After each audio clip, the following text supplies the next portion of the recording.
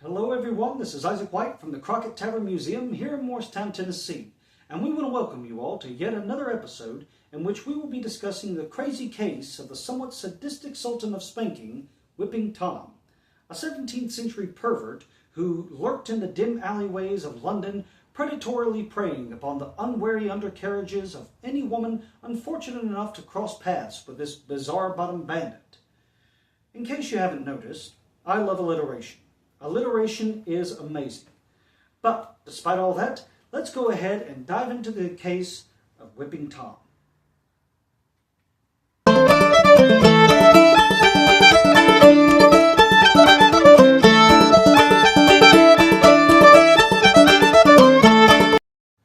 Whipping Tom was the name given to at least 3 sexual deviants who assaulted the backsides of women in London and the nearby village of Hackney from the late 1600s to the early 1700s.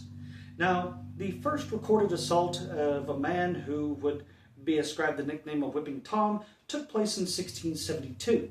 However, there's really only one contemporary record that attributes any kind of information to this particular case, and so not much is known about him. However, the Whipping Tom of 1681 is a whole nother matter entirely because there's a lot more documentation on him, and he also apparently seemed to have a much longer period of carrying out these bizarre forms of sexual assault.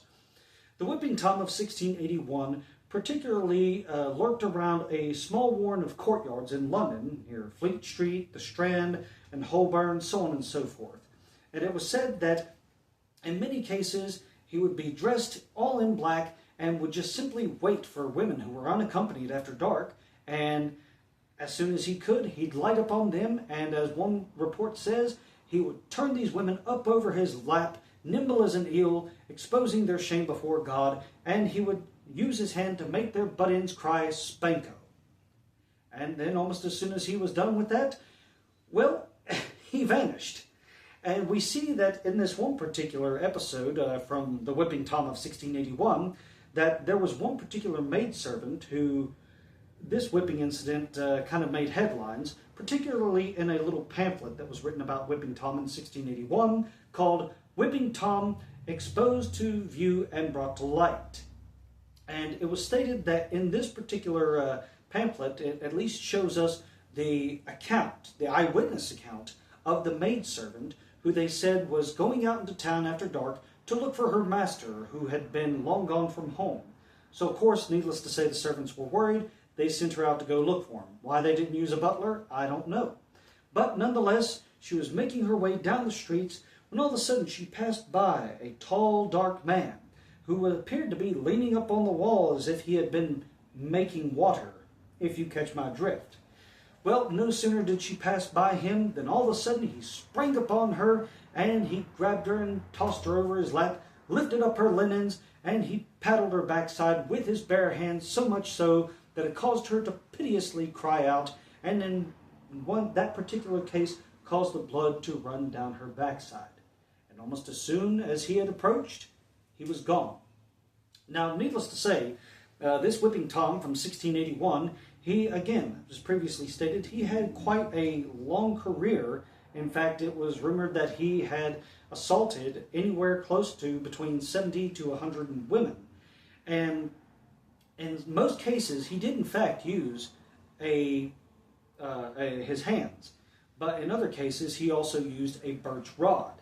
And in those cases in particular, he would cane them so hard that it would bring the blood to flow forth from their hips, buttocks, and thighs in several different places, and it was, well, quite frankly, disturbing. I honestly don't know where this man got his kicks from. We see that in most cases, though, although the women were injured, for the most part, they were not injured seriously, but there is one particular account of a woman who was seized upon, and she was thrown over his lap, and right before her linens were tossed up, we don't know if something had disturbed him and kind of frightened him, but almost as soon as he was getting ready to start, he stopped and he just vanished into the darkness. But unfortunately for this woman, she happened to be pregnant, and she was so scared from this whole affair that it actually caused her to miscarry, and ended up resulting in, a week later, her death. So by this point, the people of London, they were outraged. Women, they couldn't go out alone, especially after dark. They were terrified. And so it came the duty of a lot of vigilantes in town to patrol the streets of London, alongside, of course, the regular constables. These constables, however, they had no success in catching this whipping Tom fellow, and certainly neither did the vigilantes, some of whom took it upon themselves to dress as women of the night and go out after dark in an attempt to try and catch this whipping Tom. But again, unfortunately, all attempts were unsuccessful, and it got to the point that some of these women who were going out were doing so armed with knives, daggers, sharp bodkins, which is a type of sewing equipment, and of course also using scissors. But for those women who were assaulted, even though they were armed such, they stated that their assailant actually wore some kind of armor, so it was all to no avail. But interestingly, almost as soon as these attacks began in 1681, they ended. And for a time it seemed like the streets of London would get some rest and some respite. And in fact they did. But a few years later, in late 1712, we see the name Whipping Tom surface yet again, this time in the nearby village just outside of London named Hackney, wherein Whipping Tom yet again springs upon his unwary victims, tossing them over his lap, and this time there's no bare hands involved. He's using a great birch rod every time he lays upon them. And it was this that brought about the blood flow of women, which is described in many particular cases.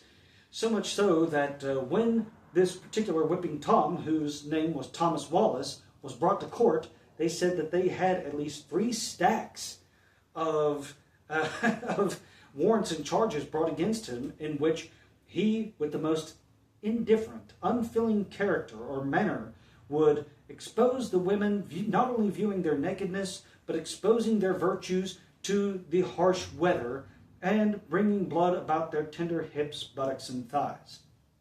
Well, we find that Thomas Wallace, he was a bit of a misogynist, because he said that he intended to do this to as many women as he possibly could, and that whatever punishment they received at his hands was less than tenfold of what they deserved.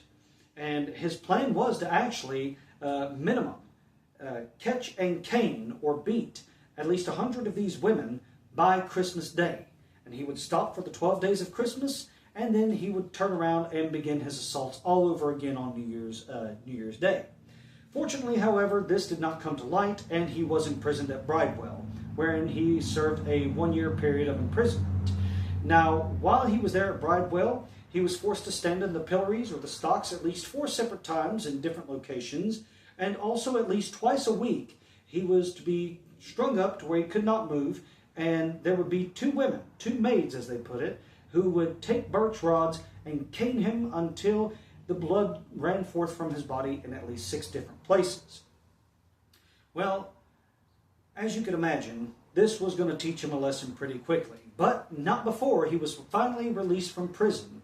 And when he was released from prison, he was forced to run a gauntlet of about a mile, wherein 200 maids, women, and wives, they were standing on either side with birch rods waiting for this man, and as he was forced to run the gauntlet, they were beating on him the whole time. Again, suffice it to say, this man learned his lesson at the end of everything, because after Thomas Wallace was released from jail, his name, as well as the nickname of Whipping Tom, faded into the dustbin of history. It all faded into obscurity, and the fannies of English women were finally safe yet again. Excuse me. But folks, I hope that you haven't been too terribly perturbed by this somewhat bizarre case.